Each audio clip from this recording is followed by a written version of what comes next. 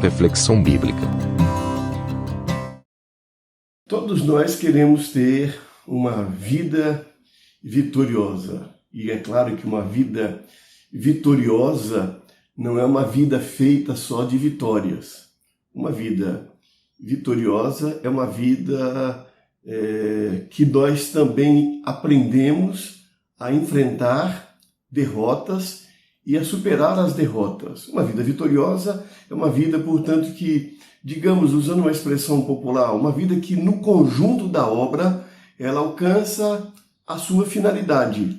E nós queremos que a nossa vida seja vitoriosa. Ninguém entra em um empreendimento pensando que esse empreendimento não vai dar certo e que ela vai sair derrotada. Isso seja em relação à vida familiar, vida acadêmica, seja em relação à vida profissional, enfim, qualquer projeto de vida ou da vida ou na vida com o qual nós nos deparamos e nós enfrentamos, nós queremos ser bem-sucedidos, nós queremos ser vitoriosos. O texto, sem querer, claro, resumir demais, simplificar demais a ideia do texto, mas nós podemos afirmar de alguma maneira que o texto de João, a primeira carta de João, o capítulo 5, dos versículos 1 a 5, eles nos apontam esse caminho para que nós experimentemos uma vida vitoriosa.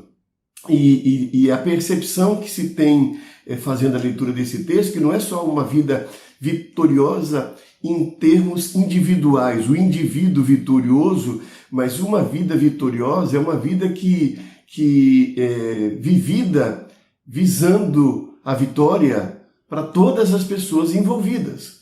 Então, como nós começamos vendo o texto, nós encontramos primeiramente João dizendo que todo aquele que crê que Jesus é o Cristo é nascido de Deus. A primeira expressão que ele fala aqui é a importância da fé em Jesus. Essa fé em Jesus significa confiança em Jesus, que geralmente nós podemos, eu já disse aqui, eu repito, nós podemos ver Jesus por dois ângulos, pelo menos, né?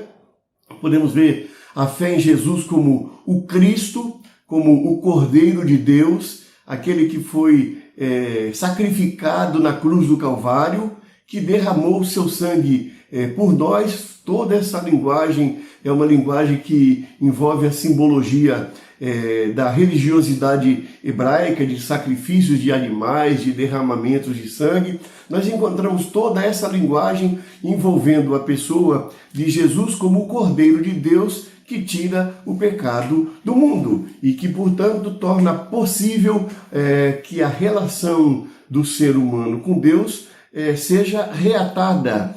E, nesse sentido, nós confiamos em Jesus no sentido de que o sacrifício que ele fez por nós na cruz do Calvário é suficiente para que a nossa relação com Deus possa ser refeita, a nossa comunhão com Deus possa ser restabelecida.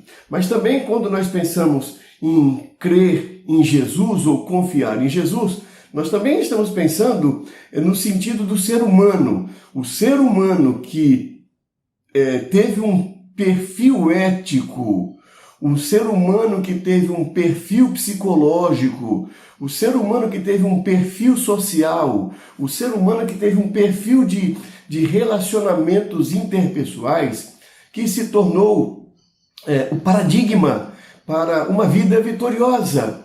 Uma pessoa que confia nesse Jesus é uma pessoa que está convencida interiormente de que se seguir ou se inspirar na vida de Jesus para fazer a escolha dos seus princípios de vida, a escolha dos seus valores espirituais, dos seus valores éticos, que se inspire em Jesus para montar a sua escala de valores éticos, essa pessoa é uma pessoa que está no caminho da vitória.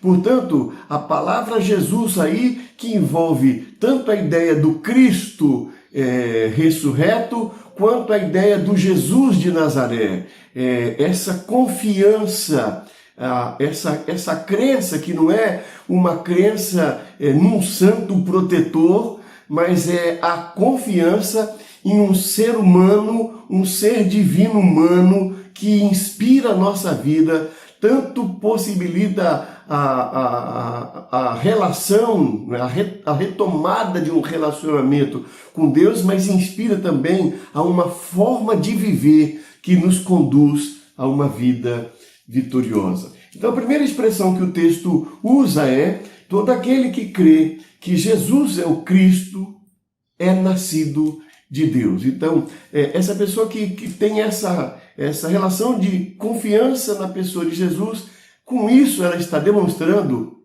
que ela é nascida de Deus, que a sua origem é divina, a sua origem não é maligna, vamos assim usar esta expressão. Ele continua na sua palavra dizendo que todo aquele que ama o Pai também ama o que dele foi gerado. Assim sabemos que amamos os filhos de Deus, amando a Deus e obedecendo aos seus mandamentos. Num primeiro momento, quando nós lemos a frase todo aquele que ama o Pai, ama também o que dele foi gerado, a primeira ideia que vem é que quem ama a Deus, ama também a Jesus. Essa ideia, ela não é de todo errada, né? O meu amor a Deus, ele há de ser harmônico com o meu amor a Jesus. Porém, na frase seguinte, no versículo 2 desse capítulo, ele introduz uma ideia que amplia a compreensão. Todo aquele que ama o Pai, ama o que dele foi gerado. Assim sabemos que amamos os filhos de Deus. Amamos a Deus. Então, ele inclui aí também os filhos de Deus. Então, todo aquele que ama o Pai, ama aquele que foi gerado. E gerado aqui não só Jesus como Filho de Deus, né, nosso amor a Jesus, mas principalmente aqui o amor aos filhos de Deus. Agora ele usa então no plural a ideia de todas as pessoas, todas aquelas que são criadas por Deus. E eu diria que o segundo passo para a vitória, e em João isso é inseparável, é o amor. O amor a Deus que repercute no nosso amor ao nosso semelhante. Então, se a primeira palavra desse caminho para uma vida vitoriosa é a palavra confiança na pessoa de Jesus, o Jesus o Cristo, Jesus de Nazaré, no sentido teológico e no sentido, podemos assim dizer, sociológico, no sentido de ter uma referência para a vida em sociedade, que é a vida de Jesus.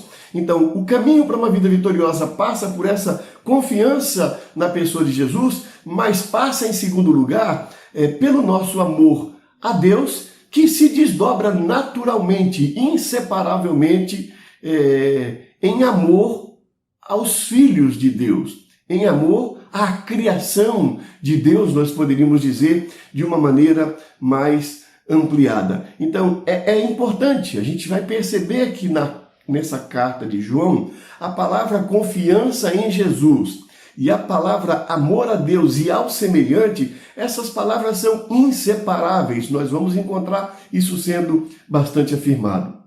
E quando ele diz, assim sabemos que amamos os filhos de Deus, amando a Deus e obedecendo a seus mandamentos, ele introduz duas novas palavras, né? A terceira palavra para o caminho de uma vida vitoriosa nesse texto seria a palavra obediência, não é? Nós obedecemos aquilo que faz sentido, não é? Não se trata, portanto, de uma obediência imposta, uma obediência que não nos permite a reflexão, uma obediência que não nos permite o questionamento, muito pelo contrário. Nós mantemos a nossa obediência justamente porque nós temos a liberdade de poder refletir sobre aquilo que está sendo colocado para que seja objeto da nossa obediência, para que seja razão da nossa obediência, e analisando isso nós chegamos à conclusão que faz sentido obedecer, porque essa obediência ela é necessária, ela é uma ferramenta, ela é um elemento que nos conduz à vitória naquilo que nós pretendemos realizar na nossa experiência de vida. Então, se primeiro é a confiança em Jesus, segundo é amar a Deus e amar a criação, amar os filhos, as filhas de Deus, em terceiro, ele entra a palavra obediência. Aquele que ama a Deus, ele obedece. A manifestação, portanto, é amar a Deus e obedecer os seus mandamentos. E ele faz então aí um esclarecimento, ele faz um aprofundamento quando ele se refere aos seus mandamentos, né? É importante dizer aqui essa questão dos seus mandamentos, porque nós ouvimos falar muito na nossa tradição judaico-cristã dos 10 mandamentos. Nós ouvimos falar que nas Escrituras nós poderíamos selecionar centenas de mandamentos, há centenas de mandamentos. Quando nós pensamos na religiosidade judaica e nas facções ou nos partidos ou nos grupos religiosos dentro do judaísmo, nós encontramos grupos que eram extremamente cheios de regrinhas a serem obedecidas e eram normas, eram leis que se tornavam opressoras. Uma pessoa, para obedecer cada regrinha daquela, ela se sentia oprimida, ela não vivia. Era um grande sufoco, era uma grande dor viver tantas regras. É como uma pessoa, por exemplo, no nosso contexto, atualizando aqui a história, uma pessoa que é guiada pela moralidade, pela pura moralidade. Ela se rege pelos costumes. É tanto pode, não pode, faça, não faça, vá, não vá, que a pessoa se torna doente, que a pessoa acaba muitas vezes surtando de tantas imposições, de tantas regras. O texto aqui, ele trata esse assunto de maneira muito interessante. Ele diz, assim sabemos que amamos os filhos de Deus, amando a Deus e obedecendo aos seus mandamentos. Porque nisto consiste o amor a Deus, em obedecer aos seus mandamentos. E aí ele fala aquilo que nosso coração tanto precisa ouvir. E os seus mandamentos não são pesados. Os seus mandamentos não são pesados. O que significa? Não significa que os mandamentos de Deus não sejam eficazes. Pelo contrário, os mandamentos defendidos aqui por João, eles são altamente eficazes. Ou seja, eles produzem resultados que nós necessitamos para que a nossa vida seja vitoriosa.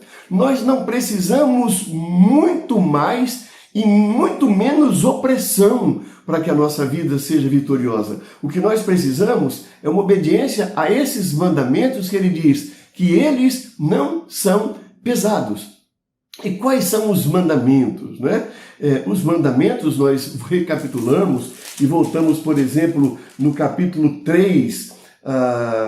No capítulo 3, nós encontramos que os mandamentos, capítulo 3, versículo de número 22, 23, e este é o seu mandamento, que creiamos no nome de seu Filho Jesus Cristo e que nos amemos uns aos outros. Ou seja, no caso, o mandamento que não é opressor, que não é pesado, mas que é eficaz, é o mandamento que nós confiemos em Jesus Cristo e que amemos uns aos outros. Esse é o mandamento.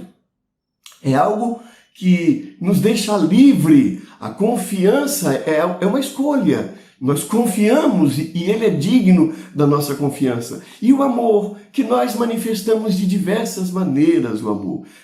Às vezes nós manifestamos numa situação o amor de um jeito, no outro precisamos manifestar de maneira diametralmente oposta, justamente para ser amor. Né? Porque o amor possibilita que nós julguemos a realidade, que nós julguemos a situação e façamos uma escolha pensando naquilo que seria o melhor para a vida da pessoa que está diante de nós, para a nossa própria vida, para a vida da sociedade.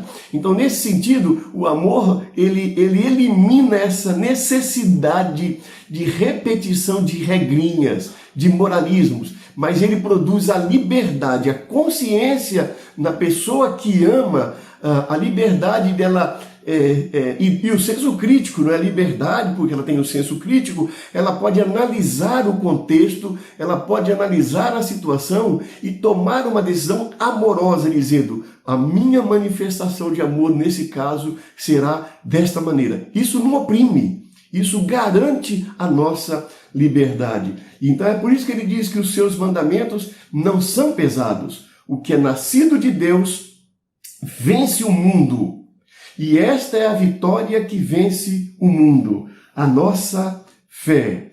Quem é que vence o mundo? Somente aquele que crê que Jesus é o Filho de Deus. Porque o conceito de vencer o mundo seria muito amplo. Muitas vezes nós dizemos assim, uma pessoa vitoriosa, uma pessoa que conseguiu um excelente emprego, que ela tem um ótimo salário, que ela pode ter muitos bens materiais. Não, não é. A vitória é diferente para cada pessoa, porque cada pessoa tem objetivos de vida diferentes, cada pessoa tem valores diferentes. Uma pessoa se acha vitoriosa porque conseguiu comprar um carro de 200 mil reais. E uma outra pessoa se acha vitoriosa simplesmente porque ela tem saúde, tem tempo e pode tomar um ônibus e se locomover de um lugar para o outro quando ela quer. E ela se sente feliz. Então, o conceito vitória é definido de maneira diferente para cada pessoa. Né? Quando ele coloca, portanto, aqui que a vitória que vence o mundo é a nossa fé, ele está dizendo assim que a vitória começa com a confiança. A confiança em quem? A confiança em Jesus, porque Jesus não impõe um modelo de vida vitoriosa. Jesus não impõe um modelo de vida vitoriosa. Jesus apenas possibilita que nós sejamos pessoas vitoriosas, porque nós confiamos nele. A maneira como ele viveu a vida, a maneira como ele enfrentou a vida, é um modelo que nós podemos confiar e nós também seremos pessoas vitoriosas naquilo que nós nos propusemos a viver na nossa vida. Por isso, em resumo, o que nós encontramos aqui nesse texto? Que para que nós sejamos uma pessoa vitoriosa, para que a vida seja vitoriosa, é muito importante, primeiro, que nós confiemos na pessoa de Jesus. Segundo, que nós amemos a Deus e amemos o nosso próximo. Terceiro, que nós manifestemos esse amor a Deus através da obediência aos seus mandamentos. Os seus mandamentos não são opressores, os seus mandamentos não são pesados, os seus mandamentos se resumem a amar a Jesus Cristo, crer em Jesus Cristo, confiar em Jesus Cristo e amar o irmão. Vivendo dessa maneira, nós seremos bem-sucedidos naquilo que nós desejamos alcançar na nossa experiência de vida. Vamos trabalhar para aumentar a nossa confiança em Jesus, o Cristo crucificado, o Jesus de Nazaré. Vamos trabalhar para que o Espírito Santo produza cada dia mais amor no nosso coração, para que nós possamos viver uma vida mais amorosa, sair do nosso gabinete de ódio que cada um de nós tem, está sujeito a ter, está sujeito a construir, não é? Está sujeito a se abrigar nesse espaço de ódio, nesse espaço de medo. Vamos sair desse ambiente tóxico, não é? E vamos abrir o coração para o amor, para viver a vida de maneira amorosa, porque certamente isso é agradável a Deus e isso faz muito bem às nossas vidas.